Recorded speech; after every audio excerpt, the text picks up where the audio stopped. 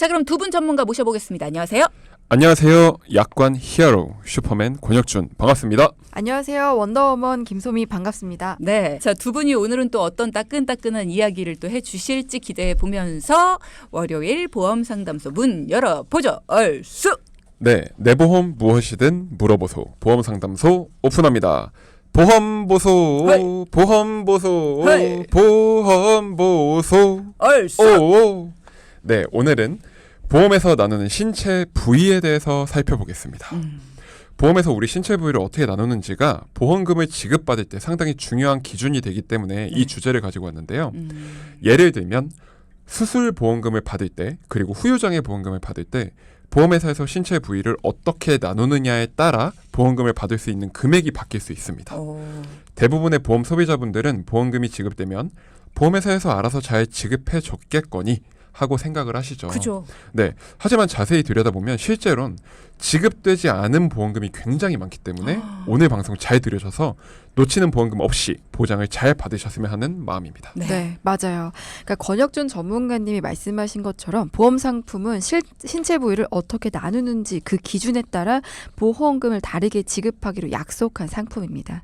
때문에 신체 부위를 어떻게 나누는지 그 분류를 잘 알고 있어야 못 받는 보험금이 없을 텐데요. 네. 우선 보험에서 우리 신체 부위는 크게 13가지로 나눕니다. 그러니까 한마디로 정리해서 보험회사에서 나눈 신체 부위 13가지가 보험금 지급의 기준이 되는 거다. 이런 말씀이신데 그럼 13곳 어떻게 나눠요?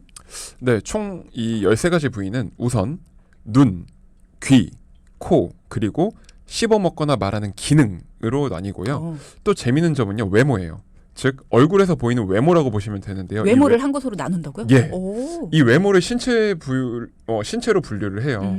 그리고 척추, 즉 등뼈가 있고요. 네. 또 체간골도 13가지 부위에 포함되는데 체간골이 어디요? 네, 체간골이 이게 척추와 흉곽을 말하는 동골을 말해요. 네, 그리고 팔, 다리, 손가락, 발가락이 각각 신체 부위에 포함됩니다. 이상하게 나누네요. 우리가 알고 네. 있는 거랑 그치, 맞아요. 그치. 조금 맞아요. 다르죠? 맞아요. 그 다음으로 나누는 부위가 눈여겨보셔야 할 부위 중 하나입니다. 자, 우리가 알고 있는 건 각각의 장기이지만 이걸 하나로 묶어서 표현을 합니다. 그래서 흉부장기, 복부장기, 비뇨생식기 이렇게 3가지를 하나로 묶어요. 아, 각각이 아니라. 맞아요. 그리고 이게 중요해요. 나중에 또 나오는데요.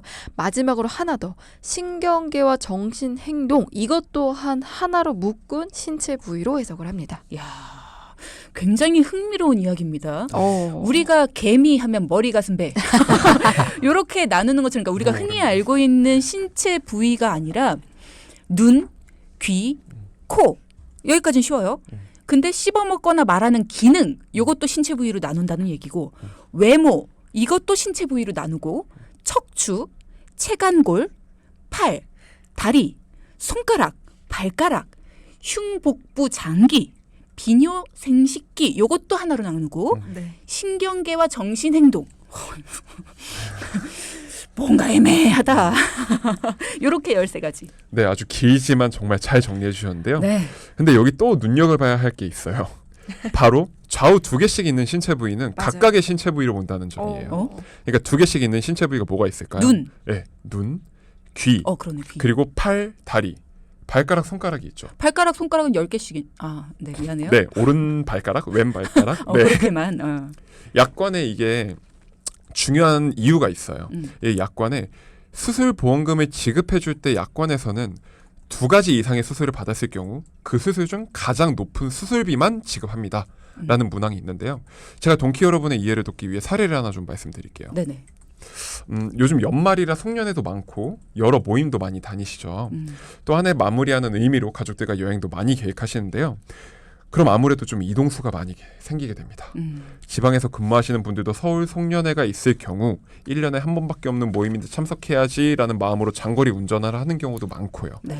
그래서 연말연시에는 교통사고량이 정말 많이 급증하게 되죠. 맞아요. 네. 사실은 얼마 전에 교통사고를 정말 크게 당한 분이 한 분 계세요.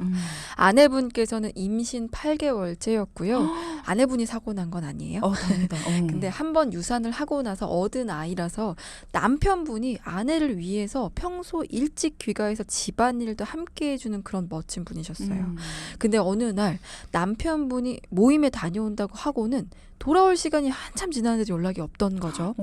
아내분은 좀 전화를 받지 않아서 불안한 마음에 한두 시간을 좀 더 기다리다가 그 다음부터는 이게 안 돼서 계속 전화를 하신 거예요. 그러니까. 10번 정도 하셨을까요? 자정이 좀 넘은 시간이었는데 어떤 낯선 분이 전화를 받더래요. 전화가 계속 울려서 제가 받았는데 지금 사고가 났고 남편분은 지금 여기 없다. 천천만명이죠. 그러니까 전화 받은 분은 사고 견인 차량 후송 중이었다고 얘기를 하는 거예요. 차 바닥에 이렇게 핸드폰이 계속 있는데 전화가 드리르 계속 오는 거죠. 네. 그 진작에 좀 받아주지. 어쨌든 굉장히 큰 사고였던 것 같은데 남편분이 얼마나 다치셨는지도 너무 궁금하네요. 지금은 괜찮으신가도 궁금하고요. 지금은 괜찮으세요. 다행이네. 당황하셨어요. 네. 정말 당시에는 정말 큰 사고였는데요. 아내분께서는 정말 하늘이 무너지는 느낌이셨다고. 네. 남편분이 집으로 오시다가 많이 피곤하셨는데 졸음운전을 하셨고요. 그래서 사고가 정말 크게 났어요. 차가 완전 전복될 정도였고 차가 두 바퀴를 굴러 에어백도 모두 다 터지는 큰 사고였습니다. 근데 진짜 방금 이제 그나마 남편분이 많이 안 다치셨다고 하니까 하는 얘기지만 차가 많이 망가지면 사람은 덜 다쳐요. 그런 것 같아요. 진짜. 근데 맞아요. 차가 많이 안 다치면 오히려 사람이 더 많이 다칠 수 있어요. 충격이 차가 있나 봐요. 거의 전복되고 막 이랬다 그러니까 진짜. 차가 또 좋은 차셨대요. 다행이죠. 네. 이 좋은 차를 결국은 폐차하셨고요. 어떡해. 사고 당시 남편분은 급하게 응급실로 이송이 되었고 수술하셨는데요. 여기서 이제 비장 파열에 신장에도 출혈이 있어서 비장과 신장 수술을 하셨고요. 흉추 12번과 요추 1번이 골절돼서 정말 대수술을 하게 되셨어요. 네, 정말 날벼락 같은 일이 아닐 수가 없죠. 다행히 수술은 성공적으로 끝나고 현재도 조금 괜찮으세요. 근데 그러니까 사고가 난 거에 비해서는 회복이 좀 빠른 편이셨는데 이분 한 달 정도 입원하고 퇴원하셨어요. 근데 자, 퇴원 후에 보험금을 우리는 청구합니다. 그죠. 네, 수술비가 딱 한 번 나온 거예요. 지금 4곳을 수술했어요. 그러니까 정리해 보겠습니다. 여기 좀 이상해요. 그러니까 지금 방송 들으시는 분들도 이상하다 느낌을 받으셔서 한 번 보면은 비장, 신장, 그리고 흉추 12번, 요추 1번. 지금 이분이 받은 수술은 총 4가지의 수술이 진행되는데 왜 보험금은 한 번만 나왔을까요? 이러면 안 되지. 4가지 수술을 했으면 4가지에 대한 수술비가 나와야죠. 거기다가 한 달 동안 입원을 하셨는데 너무하죠 이거는. 네, 그래서 저희가 보험회사에 전화를 했죠. 전화를 해보니 상담원 분께서 수술은 하루에 한 번만 지급됩니다. 이렇게 말을 하더래요. 네, 갑자기 화가 나는 분들 많을 거예요. 그래서 저희가 다시 전화를 드렸어요. 다시 약관 내용을 쭉 읽어드렸죠. 심사자님, 너무 죄송한데요. 동일한 신체 부위일 경우 가장 큰 금액을 지급하는 건 맞습니다. 하지만 다른 신체 부위일 경우에는 각각 지급합니다라고 적혀 있습니다. 라고 했더니 확인 후 전화 드리겠습니다. 네, 이렇게 하고 전화를 딱 끊으시더라고요. 그리고는 그런 후에 수술비가 한 번 더 지급이 되었습니다. 총 2건의 수술비가 지급이 되었어요. 2건? 그쵸. 지금 쭈디 표정이 심상치가 않아요. 아니 4건 했잖아요. 4건 했으면 4번 줘야지 왜 2건만 주냐는 얘기죠. 뭐 이렇게 다 건건이 전화를 해야지 주는 거예요. 맨 처음에 한 번 주더니 이제 전화해서 얘기하니까 2번 이제 뭐 또 전화해야지 4번 줄 거예요. 어떡해. 방금 수술은 분명히 4번 했죠. 그럼요. 그러니까 왜 2번만 주는지 모르겠다는 표정이셨어요. 그러니까 설명을 드리자면 제대로 보험금이 지급된 거는 어떡하죠? 맞아요. 2번 준 게? 네. 안타깝게도 앞서 말씀드린 신체 부위 기억나세요? 13가지로 나누는 신체 부위가 가장 큰 이유이자 중요한 이유입니다. 자, 천천히 볼게요. 약관을 보면 신체 부위가 끝나는 지점에 읽어보면요. 쉼표를 찍어서 표기합니다. 예를 들어 눈 쉼표, 귀 쉼표, 팔, 다리 다 쉼표가 들어가요. 그런데 특이하게도 흉부장기 부분에서 그러니까 흉부장기, 복부장기, 비뇨생식기는 쉼표가 아닙니다. 가운데 중간점으로 표기를 하게 돼요. 이 얘기는 앞서 말씀드린 것처럼 흉부장기, 복부장기, 비뇨 생식기 세 가지는 모두 같은 신체로 보게 됩니다. 그러니까 눈 수술과 귀 수술을 했을 때는 눈하고 귀를 각각 주지만 맞죠? 흉부 수술과 생식기 수술을 했다면 한 신체로 어. 보니까 수술비는 하나만 준다. 예, 맞아요. 맞습니다. 너무하네. 이게 약관에 그렇게 명시가 되어 있기 때문에 이게 흉부장기 안에는 또 폐도 있고 심장, 간도 있어요. 그죠. 뭐 여러 가지가 있죠. 어. 복부장기도 동일한데 소장, 대장, 위장 이렇게 있고요. 비뇨 생식기도 신장이나 요관 뭐 등등이 있죠. 정말 많은 장기들이 있는데 보험회사는 이 모든 장기를 하나의 신체로 분류하는 거예요. 따라서 같은 신체 부위를 여러 번 수술했다고 하더라도 그중 큰 금액을 한 번 지급하는 게 맞아요. 그게 만약 다른 신체 부위라면 각각 지급되는 것이 맞고요. 네, 그러니까 아까 사고 나신 남편분 이야기로 다시 돌아오면요. 수술은 비장과 신장 두 가지 장기의 수술은 하셨지만 신체 부위는 하나로 해석되기 때문에 보험료가 한 번 지급되는 게 맞고요. 근데 처음에 한 번 줬죠. 가장 큰 거 하루에 한 번 준다고 했잖아요. 하지만 요추 흉추 12번, 요추 1번은 마찬가지로 또 하나의 신체로 해석되기 때문에 보험금 또 한 번 지급돼서 4군데 수술은 하셨지만 보험에서는 2건으로 인정돼서 수술보험금 2가지를 받는 게 맞고요. 너무 사실 속상하실 것 같아요. 그러니까 그렇기 때문에 우리 동키분들이 평소에 잘 알고 계셔야 한 중요한 정보라고 저희는 생각이 들어 말씀을 드립니다. 만약 아까 고객센터에서 이야기한 것처럼 수술은 하루에 한 번만 지급됩니다. 라는 말을 그냥 사실은 수긍해버리면 당연히 받아야 할 보험금은 못 받고 지나가게 되게 됩니다. 그렇죠. 네. 그러니까 소비자 입장에서는 내가 수술실 들어갔다 한 번 들어갔다 그냥 나온 거니까 맞아요. 몇 군데를 수술을 했든 어쨌든 네. 나는 한 번 들어갔다 나온 거니까 그쵸. 그래 수술 한 번으로 친다는 게 맞는 얘기일 수 있겠다. 네. 이렇게 생각을 해버리면 그냥 하나 받고 끝나는 거일 수 있지만 네. 그게 아니라 이 13가지로 나누는 신체 부위 각각에 따라서 한 번씩 받는 거다. 한 번에 받았어도 그 부위에 따라 받는 거다. 요거를 알고 계셨다면 이 2가지를 다 받으실 수 있었다. 지금 다행히 이분 같은 경우에는 우리 전문가들의 도움을 받아서 2 부위를 각각 수술비를 받을 수 있었다라는 얘기네요. 근데 저는 조금 그런 게 흉추와 요추 각각 나을 거 아니에요. 그리고 지금 수술한 이 장기도 각각 낫는 게 다를 거 아니에요. 그러니까 회복이 다 다를 거 아니에요. 그렇죠. 회복이 될 때도 나는 다른 고통을 겪을 거 아니에요. 네, 그렇죠. 근데 왜 수술비는 따로따로 안 주냔 말이에요. 지금 여기도 흉부 장기를 다 묶은 것도 열받고 복부 장기를 다 묶은 것도 열받는데 흉부랑 복부를 다 뭐 비뇨생식기까지 다 전부 다 묶어서 하나로 보는 거는 너무 불합리하다. 그렇죠. 바꿔줘요. 바꿔주고 싶어요, 너무. 근데 이렇게 크게 사실은 사고가 나는 경우는 네. 교통사고가 크게 나는 경우가 사실 다반사고요. 이렇게 여러 장기를 한 번에 수술하는 경우가 사실 크잖아요. 근데 지금 뒤에서 저희가 정말 중요한 이야기를 해드릴 거거든요. 그걸 꼭 들으셨으면 좋겠어요. 한 분이 수술하시나요? 한 분이 보통? 아니요. 한 분이 수술하지 않아요. 그쵸? 전문 선생님들 다 따라오십니다. 거 봐요. 그럼 수술도 다 다른 어떡해. 분들이 하시는데. 그리고 사실 아내분이 저는 막 열을 내요. 이거 한 번만 받으시면 안 되고 아유 2번 받으셔야 돼요. 하지만 아내분은 그런 마음이에요. 그래도 남편이 이렇게 큰 수술을 했는데도 잘 견뎌주고 회복을 잘해서 저는 다행이에요. 제가 이렇게 저 대신해서 이렇게 챙겨주셔서 너무 감사합니다. 이렇게 얘기하세요. 보통은. 물론. 네.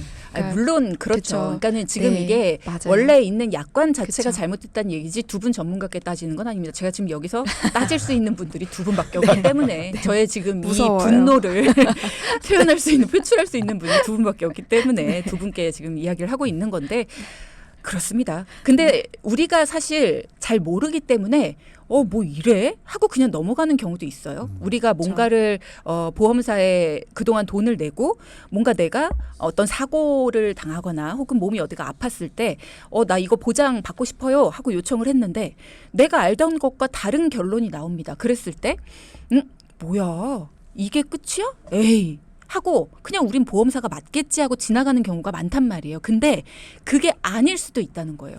그들이 맞겠지 하고 지나가는 게 늘 정답은 아닐 수도 있다. 만약에 여러분이 생각했을 때 만약에 내가 생각했던 것과 다른 결론이 나왔던 적이 있다라고 한다면 지금 물어보세요. 여기에 전문가들이 나와 계시니까요. 여러분이 얻은 결론이 맞다 아니다를 판별 내려줄 수가 있습니다. 자, 그러면 앞서 3부에서 말씀해 주신 사례처럼 우리가 모르고 지나가서 못 받았던 보험금 사례라든가 뭐 이런 것들 있을까요? 이번 사례 또한 교통사고가 크게 나신 분의 사례입니다. 네, 오늘 사례 이야기로 방송을 꽉 채우는 느낌이네요. 그러니까요. 네, 하지만 불합리하게 보험금을 못 받는 건 정말 저희가 참지 못하는 부분이다 보니 맞아. 더욱 신경이 날카로워지고 그래서 더 그런 부분을 우리 동키 여러분께 집중적으로 소개해드리는 것 같습니다. 네, 자 사례 이야기로 돌아와서 이분께서는 새벽 1시에 교통사고가 났어요. 그리고 새벽 2시 정도에 병원에 도착을 하셨고 네. 2시 30분에 외상성 뇌출혈로 개두술을 하게 됩니다. 어떡해. 네, 즉 뇌에 접근하기 위해 두개골의 일부를 제거하는 수술이라고 생각하시면 되는데요. 네. 수술을 마치고 회복실에 들어가서 시간이 좀 지난 후 경과를 지켜보자고 의사 선생님께서 말씀을 하셨습니다. 무섭다. 그리고 회복실에 들어갔다가 CT를 또 찍게 되셨는데요. 확인 결과 출혈을 잡지 못했어요. 그게 CT에 또 확인이 됐고 그래서 한 번 더 수술을 하게 됩니다. 자, 새벽 1시에 교통사고 발생했어요. 2시에 병원 도착했어요. 2시 30분에 첫 번째 외상성 뇌출혈 수술을 하게 되셨어요. 그리고 CT 확인 후 다시 뇌출을 잡기 위한 수술을 한 번 더 시행하게 되는데 여기서 문제입니다. 이분은 수술을 같은 부위를 2번 하셨어요. 그럼 수술비를 몇 번 받는 게 맞을까요? 앞서 3부에서 말씀해 주신 걸로 보면은 같은 부위를 수술하신 거니까 한 번 받는 게 아닐까요? 한 번 뭐야, 받는 게 틀렸나 보네. 두 분 반응이. 대부분 이게 한 번 받는 게 맞다고 생각하실 수 있겠지만 수술 방에 몇 번 들어가셨는지를 보셔야 합니다. 정답. 네, 이분은 2번 들어가셨잖아요. 네. 그렇게 되면 수술을 2번 한 것으로 해석합니다. 네, 이래서 수술 기록지가 정말 중요해요. 수술 기록지는 정말 큰 힘을 가지고 있습니다. 이런 부분을 몰랐다면 대부분의 분들은 쭈디처럼 같은 부위니까 보험금을 한 번만 받는 게 맞지 라고 생각을 하실 거예요. 네.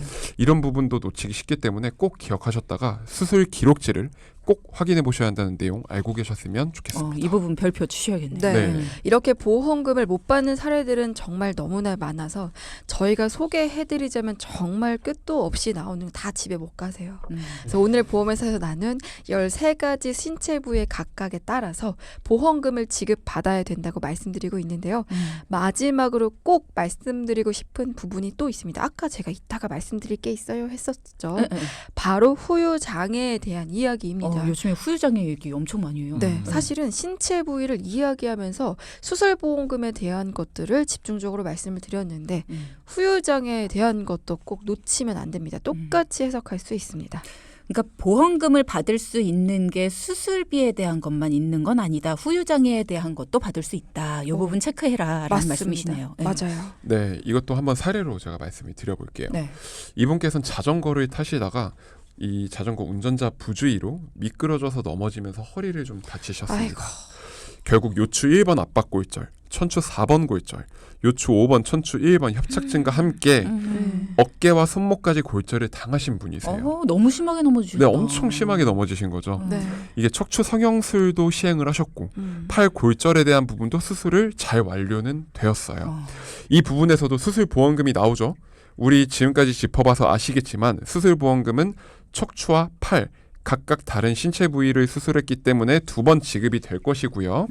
그리고 후유장애에서도 보험금이 지급됐습니다. 수술비만 받고 끝내시면 안 되는 이유입니다. 네, 이분이 그냥 지나쳤으면 후유장애를 놓치셨을 거예요. 근데 이분은 절대 놓치면 안 돼요. 왜냐하면 후유장애 보험금이 3억이나 있으셨어요. 정말 큰 금액이기 때문에 그냥 넘어갈 수 없는 상황이었죠. 사실 조금 안타까운 상황이라고도 설명드릴 수 있는 게요. 척추, 즉 등뼈 쪽에는 후유장애 평가 결과가 뚜렷한 기형을 남긴 상황으로 결과가 나왔어요. 그러니까 쉽게 설명드리자면 척추 측만증, 후만증 등을 생각하시면 쉽습니다. 그리고 어깨, 즉 견관절 쪽에서도 후유장애가 발생됐고요. 어깨의 가관절로 약간의 장애를 남긴 때에도 후유장애 보험금이 발생합니다. 여기서 가관절은요, 뼈가 부러졌다가 치유되는 과정에서 완전히 아물지 못해 그 부분을 마치 관절처럼 움직이는 형태를 이야기합니다. 네. 야, 이런 경우에도 후유장애 보험금을 받을 수 있다. 네. 그렇죠. 자, 오늘 너무 크게 다치신 분들의 사례가 많이 나왔어요. 그래서 너무나 안타까운데 네. 우리 동키분들은 이런 상황들을 제대로 정확하게 알고 보험금을 못 받는 일 절대 없으셔야겠습니다. 네, 맞습니다. 결국 이분께서 척추에는 뚜렷한 기형을 남기는 상황으로 30%의 후유장애 판단, 그리고 어깨에 과관절이 남아 약간의 장애가 남는다고 판단, 10%의 후유장애, 그래서 도합 40%의 후유장애를 진단받으셨어요.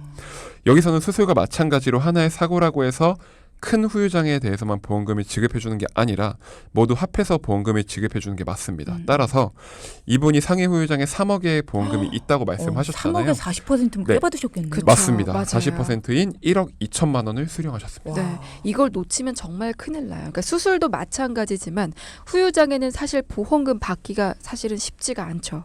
그런 만큼 나의 몸 상태를 제대로 파악하고 내가 가입한 보험의 내용을 정확하게 알고 있어야 피해보지 않고 보험금을 받을 수 있습니다. 저희가 동키분들 이런 부분까지 놓치지 않으시도록 꼼꼼하게 챙겨드릴 마음이고요. 많은 분들이 부당하게 불이익을 당하지 않으셨으면 좋겠다는 말을 정말 많이 드려요. 네. 네. 자, 그래서 저는요, 우리 전문가분들이 계셔서 너무너무 든든하거든요. 네. 감사합니다. 자, 그러면 궁금증도 해소해 보겠습니다.